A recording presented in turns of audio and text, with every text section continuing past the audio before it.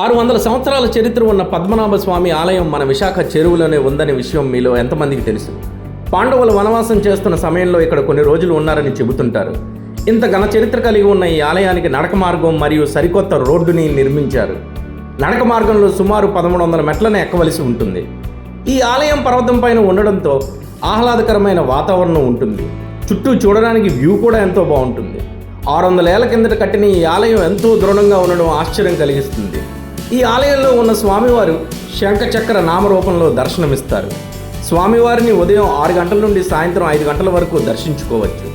ఈ ఆలయం విశాఖపట్నం నుండి 45 కిలోమీటర్లు, విజయనగరం నుండి 15 కిలోమీటర్ల దూరంలో ఉన్న పద్మనాభం అనే గ్రామంలో ఉంది. పద్మనాభ స్వామి దర్శనాన్ని మీరు కోరుకోవాలనుకుంటే ఇక్కడికి వెళ్ళవచ్చు.